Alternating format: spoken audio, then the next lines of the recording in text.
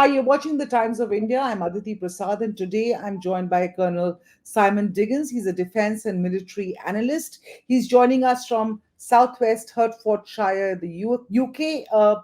Also, he's a former British Army officer who served in Afghanistan, in the Middle East, in Iraq, in Ukraine, and in West Africa. Where have you not served, sir?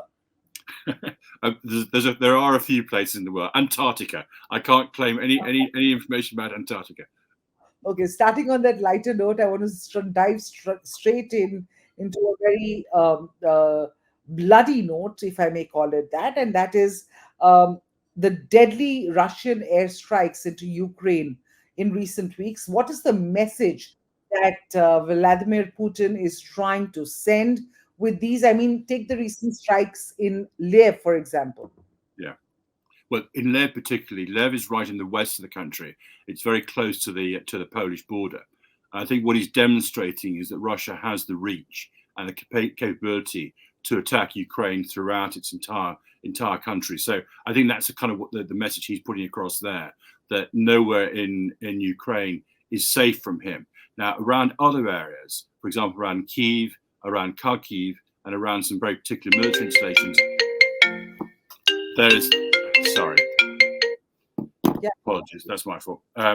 Around some of the military installations, the Ukrainians have been able to put in significant amounts of air defense, but not around everywhere. And Lviv, obviously, by comparison, has limited air defenses. So Russia is still demonstrating its power and its prowess in terms of the attacks it's carrying out. So the message that I hear Putin is trying to send is that he has the reach and he has the ability to strike you where it hurts. But the Kursk invasion that everyone is saying that's the invasion that and how Ukraine has been able to fight back this counter strike, and Ukraine has been tom-tomming that Kursk invasion victory.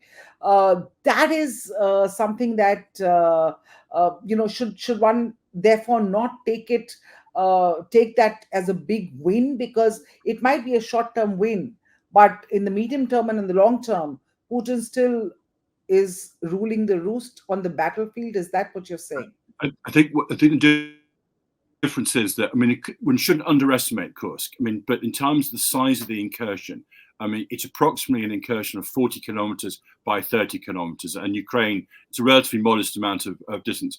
And Ukraine and Russia are vast countries. So 40 by 30 kilometers is not a big area. Of course, it is into Russia itself. So there's a psychological issue for Russia, saying this is what has happened to them.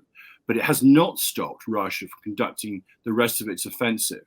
And at the moment, there is a major Russian offensive in the east of Ukraine, pushing down through into the Donbass, Luhansk, and Donetsk regions. And that is the Ukrainians are not able to push that back.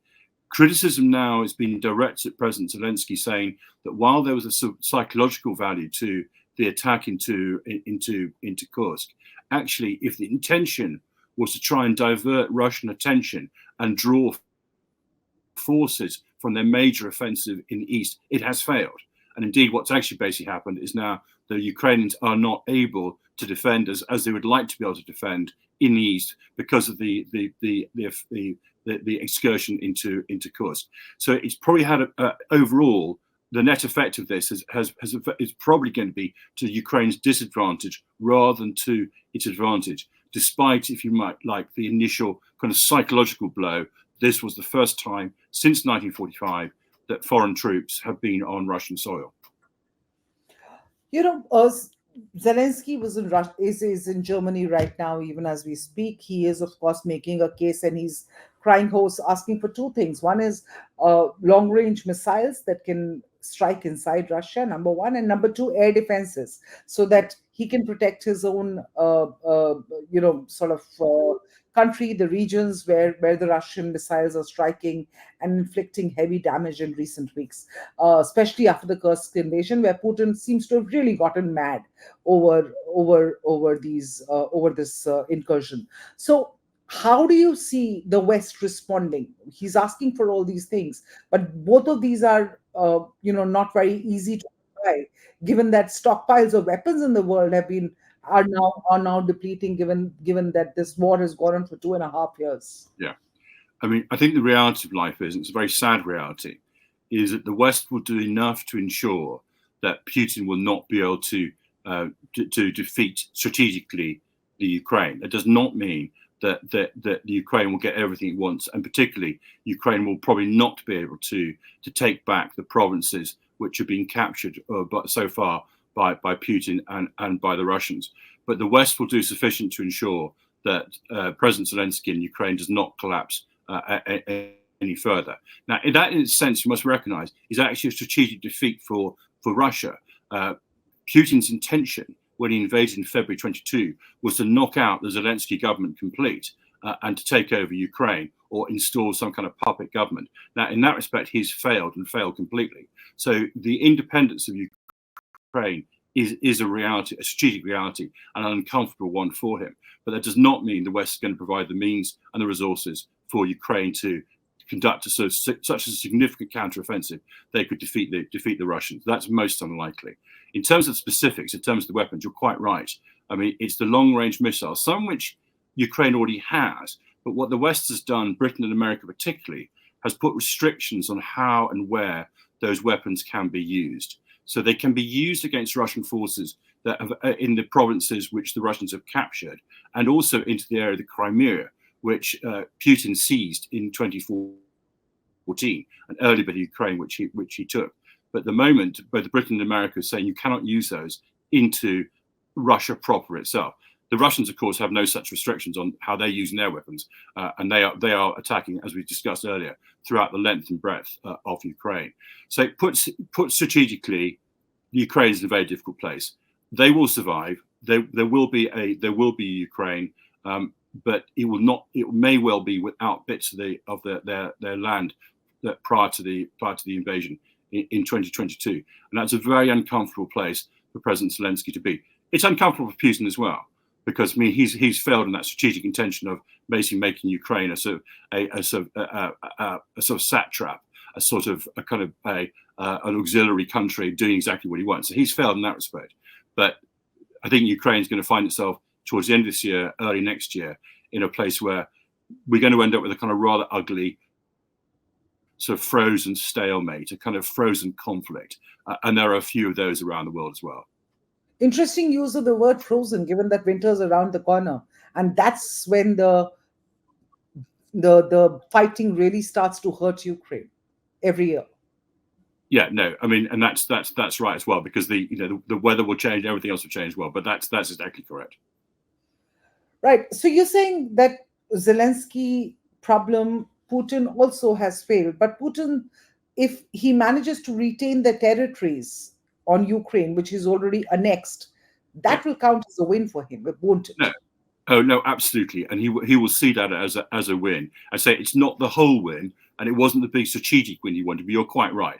That in terms of military conquest is not insignificant, and because of the nature of the land there and what happens in those areas, that's also where a major part of Ukraine's industry and natural resources were, and they'll now be effectively available and in the hands of the Russians themselves, and they'll be very hard to dislodge. I mean, short of a collapse in the Putin regime and a complete change of government and complete change of approach, I can't see any Russian government in the near future handing those back to Ukraine. Given that repeated peace efforts and negotiation efforts have really drawn a knot so far, for whatever reason, I won't go into that, because there are all these charges that it's the Biden government which did not want peace to be reached, and it was the UK Prime Minister at that time who stopped peace from actually happening in February. I think it was in May or April of 2022. But having said all of that, how do you see this 2.5 year war ending? Do you see it ending anytime soon? What would you, as a veteran, look at how this is going to end? I mean, I think my sense is, and this is Harsh, thank you for the question. It's a really good question.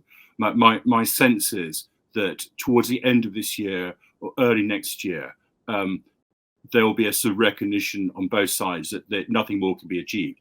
So, as you said, Putin will have captured those eastern provinces, secured his hold over Crimea, and he'll say we have now achieved our legitimate territorial ends in that place. And indeed, I understand that the most recent BRICS conference that's taken place, he's asked the other nations within the BRICS grouping, of course, which obviously includes India, for help in terms of facilitating some form of ceasefire. So he's starting to talk in terms of ceasefire. Now, Zelensky's position is completely different.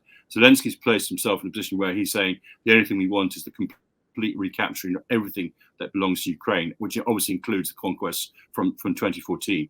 And again, it kind of pains me to say this because they're not the aggressor, but the chance of that happening, frankly, as I see it at the moment, my own personal analysis, are fairly remote. So I think sometime in the back end of this year, early next year, there'll be a sort of mutual recognition on both sides that nothing more can be achieved.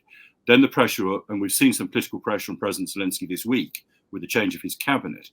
Then I think there'll be more pressure politically on President Zelensky to actually agree to some form of limited ceasefire. It won't be easy. It will be very ugly. It will be frozen, and we may end up. And obviously, I don't wish to create controversy with your listeners and your readers, but not dissimilar to the sort of situation that pertains in Kashmir, where you have two countries who've effectively drawn a line and said, it's a frozen. That's another frozen conflict, in its own way, without being drawn into the very, very strongly held views. But that's the sort of sense it's going to be. So very difficult for both sides to move their positions for very good reasons of principle. And that's kind of where I think we're going to be in the Ukraine. My last question to you on this, on the Russia-Ukraine thing, is when Putin started out this war, he said that he's doing it.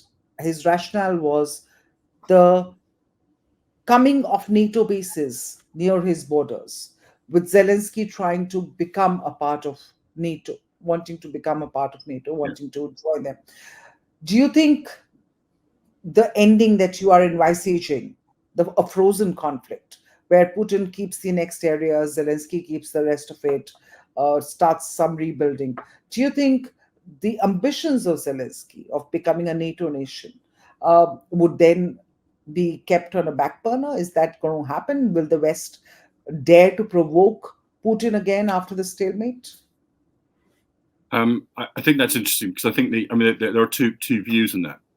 The view that Putin puts across is that sort of NATO has had this ambition to kind of push eastward since the end of the Cold War in the 1990s. I think one should just also sometimes look at the perspective of those countries that were formerly under the control of the Soviet Union in the so-called Warsaw Pact, so those East European countries themselves.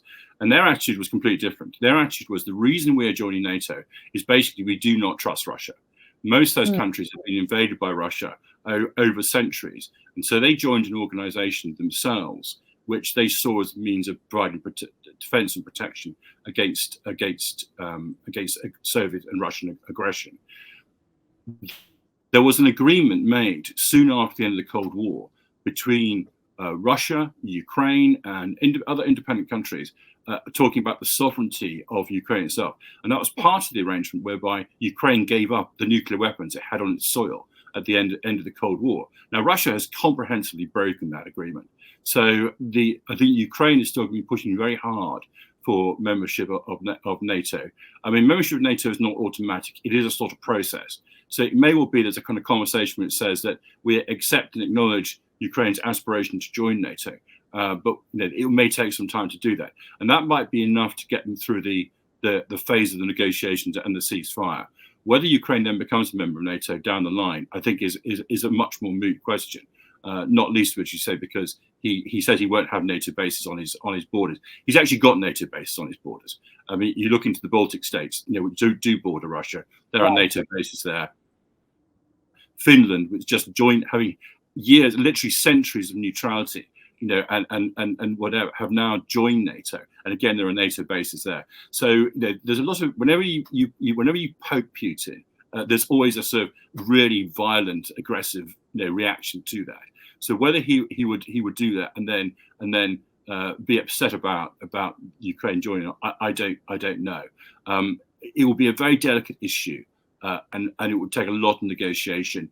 And I think people would be reluctant to sign up to it if we weren't clear what the future is. In fact, NATO's constitution is clear that no country can join NATO if it's already at war. So if there's still a state of war existing between, even just a formal state of war between Ukraine and Russia, then for the whole of that time, until there's a proper sort of peace treaty, Ukraine would be barred from joining NATO. So there is a sort of constitutional line which would prevent Ukraine joining at that point. So then Putin would have achieved what he set out to achieve, not to have Ukraine join NATO. He will certainly sell it in those terms. And see, what he won't be telling the Russian people, though, is that his original intent in February 22 was to knock the government of Zelensky out completely. You remember his rhetoric against them, that they were all drug dealers and neo-Nazis. That was his rhetoric. The Zelensky government will survive. Ukraine will survive now as an independent country, and it will continue to be defended and protected by the West in much the same way as at the moment. So it will continue to receive Russian Western weapons. It will continue to receive Western training, logistics, intelligence support, all those things it's getting at the moment. That will continue. So Putin will be able to sell a lot to the Russian people and say, we've done this, but he will not have achieved what he absolutely set out to do in February 22. All right. Thank you so much for those insights. And we'll, of course, would love to speak to you again on the Israel-Hamas war, and especially with because sorry, I'm running out of time, so I'm going to end it here. But we'd love to talk to you again. Do give us some time. It's very fantastic, good insights. But we will come back to you with more viewers. Stay tuned to Times of India. Thank you so much. Thank you so much, Simon, for your time. Thank you. Absolutely. Thank you so much, Martha.